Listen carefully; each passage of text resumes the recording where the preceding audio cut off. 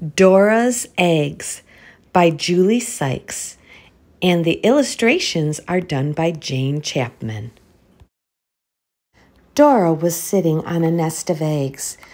They were shiny, brown, and smooth to touch. "These are my very first eggs," clucked Dora proudly. "I must get all my friends to come and admire them." Dora climbed out of the henhouse and into the farmyard. "Who shall I visit first?" she wondered. "I know. I'll go and find Debbie Duck." Dora hopped over the fence and across the field until she reached the pond. "Hello, Debbie," she called. "Would you like to come and see my eggs?" "I can't come now," quacked Debbie. "I'm teaching my babies to swim." Dora stood watching the ducklings splashing around and learning to paddle.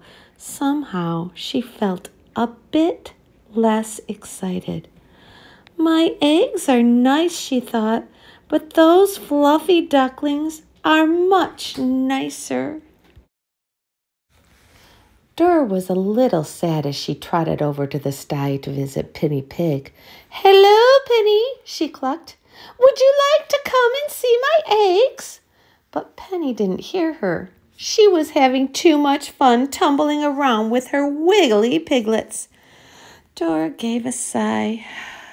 "My eggs are nice," she thought, "but those wiggly piglets are much nicer." Oh, poor Dora. She's really starting to feel blue. Dora gave another little sigh as she climbed the hill to find Sally Sheep. "Would you like to come and see my eggs?" she asked Sally. "Not today," beeped Sally. "I'm too busy keeping an eye on my lambs." Dora looked at the lambs frolicking in the field. She felt rather glum.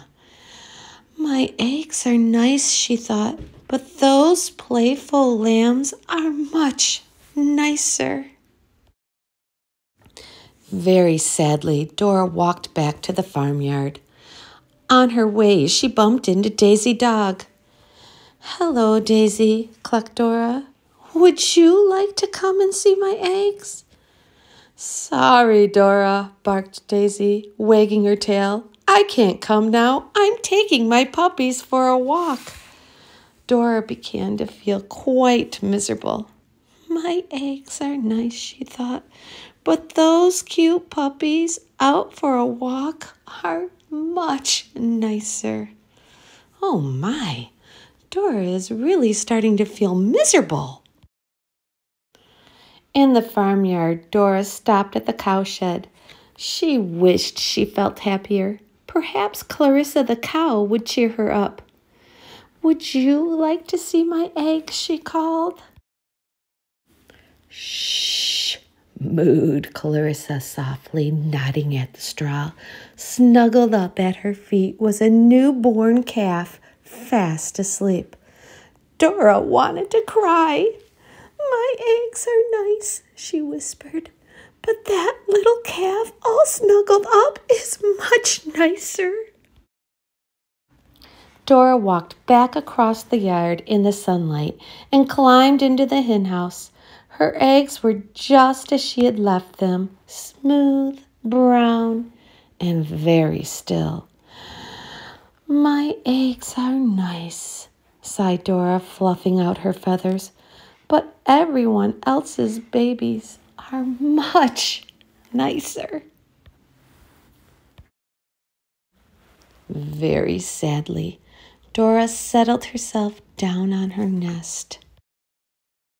Crack! Dora jumped up in surprise. "Oh no!" cried Dora. "I've broken them!" Tears began to roll down her face. They splashed onto the nest and over the cracked eggs.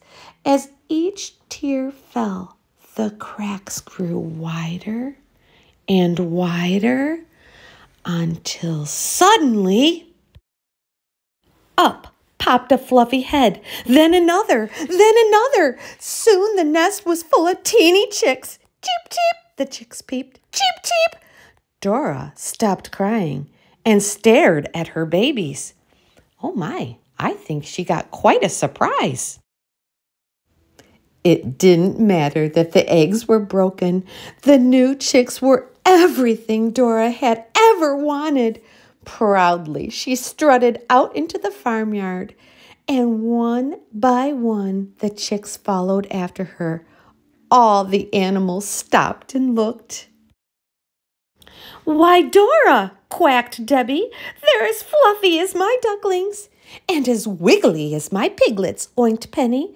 "They're as playful as my lambs," bad Sally. "And you can take them for walks like my puppies," barked Daisy. "But best of all," mooed Clarissa, "your chicks can snuggle up to you like my calf snuggles up to me." "Cluck!" said Dora happily, agreeing with her friends. "My eggs were nice, but my chicks are much, much nicer."